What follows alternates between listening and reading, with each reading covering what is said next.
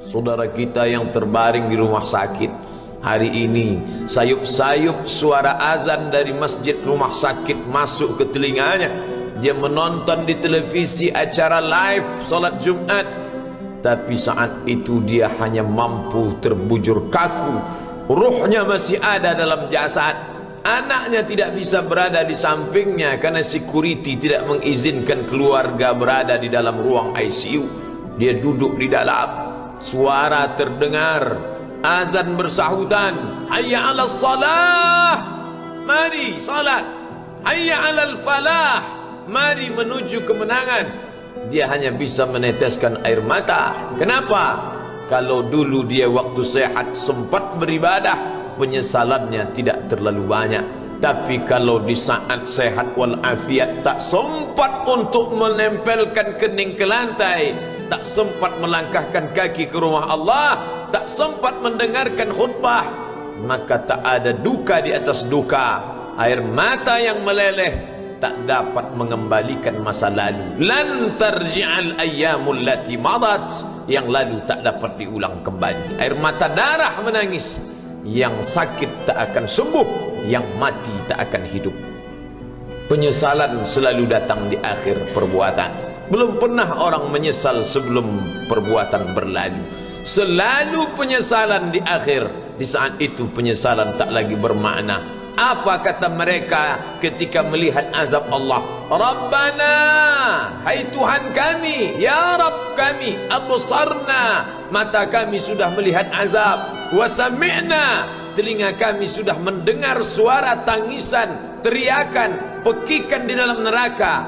Farji'na, kembalikan kami lagi ke dunia, na'mal salihah, kami ingin beramal saleh, inna muqinun, kami yakin seyakin-yakinnya. Tapi saat itu penyesalan tak lagi bermakna, karena dunia tak mungkin utuh semula, karena sudah menjadi sunnatullah yang lampau tak akan kembali.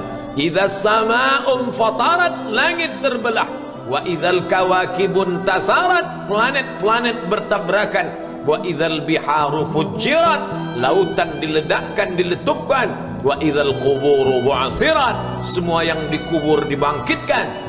Alimat nafsum ma qaddamat wa akharat, disitulah orang baru sadar apa yang dulu pernah aku lakukan. Wa qadimna ila ma amilu min amalin, semua amal mereka kami tunjukkan, kami datangkan. Ini amalmu, ini infakmu, ini wakafmu, ini sedekahmu, ini salawatmu, ini bacaan Qur'anmu, ini zikirmu. Tersenyum mata melihat amal. Faman ya'mal mithqala dzarratin khairan yarah. Tapi jangan lupa, apakah yang dosa-dosa itu dilupakan begitu saja? Yang buruk pun akan nampak juga.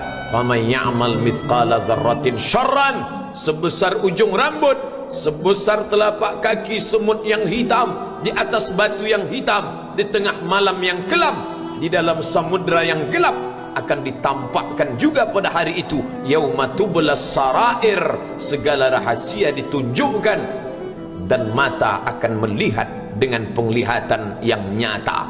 Mulut tidak lagi bisa menjawab. Al-yauma nakhtimu ala afwahihim, hari itu mulut kami kunci, karena mulut itu yang dulu pandai mencari-cari alasan, bersilat lidah, maka hari itu lidah dikunci. Wa tukallimuna aydihim, tangan mereka kami buat bicara. Wa tashhadu arjuluhum, kaki bersaksi. Apa yang akan dibicarakan tangan, apa yang akan dipersaksikan kaki. Bima kanu yaksibun, semua yang pernah dilakukan di masa yang lalu. Berapa atasanmu sanggup memberi gaji sehingga begitu enteng kau tinggalkan solatmu? Apa yang dijanjikan istrimu sehingga begitu enteng kau berikan yang haram, hanya rayuan sesaat, padahal dia pun akan meninggalkanmu sebelum masa tua tiba? Apa yang dijanjikan anak-anakmu? Ayah, kami akan menjagamu di hari tuamu nanti, maka berikan kami yang kami inginkan, belikan kami rumah yang besar, belikan kami kendaraan yang mewah, nanti setelah hari tua kami akan menjagamu, kata mereka. Tapi setelah kita tua, dosa-dosa begitu banyak terkumpul, mereka pun meninggalkan kita di panti jompo yang penuh dengan kesunyian, hening, sepi, suara cucu tak terdengar menangis, karena mereka pun malu mengakui kita sebagai orang tua. Suapkanlah yang haram ke mulut mereka, berikanlah yang batil ke dalam perut mereka, itu hanya akan menjadi azab di dunia sebelum hari kiamat tiba.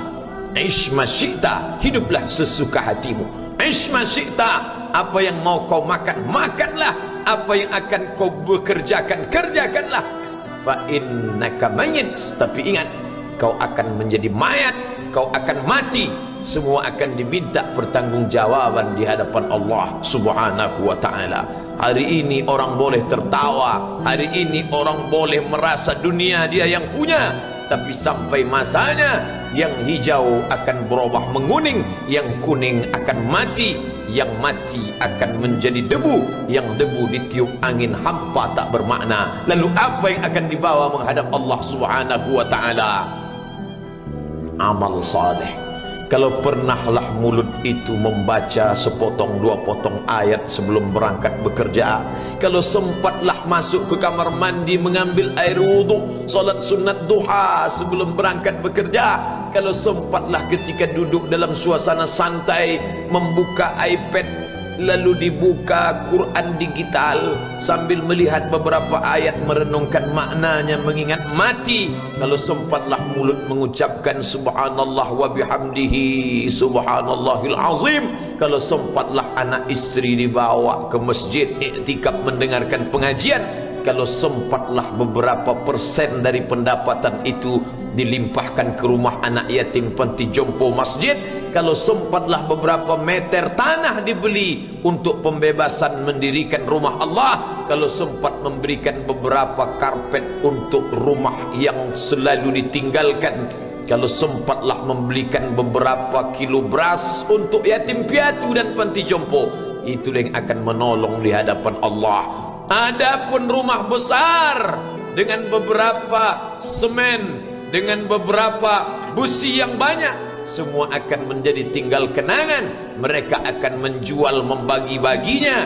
Tanah yang dulu harganya semeter 100.000 sekarang sudah menjadi 5 juta. Mereka akan bagi-bagi itu semua kepada ahli waris. Lalu kita hanya membawa 3 helai kain tipis yang tidak berjahit, dan itu semua menjadi milik orang. Kalau dulu mereka kita didik dengan pendidikan yang baik, di tengah malam mereka bangun menetes air matanya, lalu dia berdoa, Rabbighfirli wa liwalidayya warhamhuma kama rabbayani shaghira, seperti tetesan embun di tengah gurun Sahara yang panas. Kalau sempatlah mereka berdoa, Allahumma fir lahu warhamhu wa'afihi wa'fu anhu, maka mengalirlah air yang sejuk ke tenggorokan yang kering. Kalau sempatlah mereka membeli makanan, diundangnya anak yatim, diusapnya kepala, ya Allah, terimalah sedekahku ini untuk almarhum ayahku, almarhumah bundaku. Aku tak dapat membalas budi baik mereka, ya Allah, mereka sudah mendahului aku. Maka akan mengalirlah itu sebagai perlipur lara di tengah alam barzakh sementara kiamat tiba. Tapi kalau mereka hanya dididik dengan keduniawian, dididik dengan kemewahan, disumbat mereka dengan materi, tak pernah diingatkan pada mati. Ketika kita mati, mereka pun juga akan mati perasaan ingatannya. Paling celaka lagi, mereka mengingat kita dengan mengantarkan bunga, mereka mengingat kita dengan pakaian hitam, mereka mengingat kita dengan suara musik, mereka mengingat kita dengan memajang foto kita besar-besar di dalam rumah. Dan itu hanya menjadi penghalang rahmat Allah turun, tidak berkesan sedikit pun. Mereka sedang menyangka kalau dinyanyikanlah lagu kesenangan kita, terobat rindu hatinya. Kalau dipajangnya foto kita, dilingkarkannya karangan bunga, puas rindunya. Padahal itu tidak membuat pengaruh apapun kepada kita di alam barzakh. Maka sayang, buatlah sayang yang mengingatkan sesudah mati. Kalau rindu, buatlah kerinduan yang membuat dia akan tetap mengalir sebagai satu amal sesudah kematian. Idza matal insan, kalau manusia mati, inqata'a, dulu rajin membaca Quran berhenti, dulu rajin salat tahajud berhenti, dulu rajin menghatamkan segala yang baik-baik berhenti. Tapi ada yang tetap mengalir. Di antara yang mengalir itu adalah sedekatun jariyah. Sempat membelikan beberapa bungkus nasi, nampak orang tua di panti jompo menyuap nasi itu, menggeletar tangan mereka karena usia lanjut, menetes air mata. Kita bukan sedang melihat orang tua, kita bukan sedang melihat orang lain. Saat itu kita sedang melihat potret diri kita 30 tahun yang akan datang. Di mana aku 30 tahun akan datang? Surga, kenikmatan yang luar biasa, tapi dia tidak akan dimasuki oleh orang yang biasa-biasa. Solat biasa, baca Quran biasa, zikir biasa, untuk mendapatkan yang luar biasa, maka itu bukan perimbangan ibadah yang fair. Hanya dengan solat wajib biasa, hanya dengan baca Quran biasa, hanya dengan zikir biasa, hanya dengan sedekah biasa, berharap akan masuk ke dalam surga yang luar biasa, maka sungguh bukan suatu perimbangan perniagaan yang seimbang antara makhluk dengan Khalik Allah Subhanahu wa ta'ala. Khutbah Jumat ini kembali mengingat kita, mengajak merenung bersama. Kita ini mau kemana? Di sini untuk apa? Yang kita bawa menghadap Allah itu apa? Apakah nama, jabatan, kebesaran, harta benda ikut menghadap Allah? Tidak. Dia akan tinggal menjadi puing-puing kenangan. Yang akan dibawa adalah amal saleh.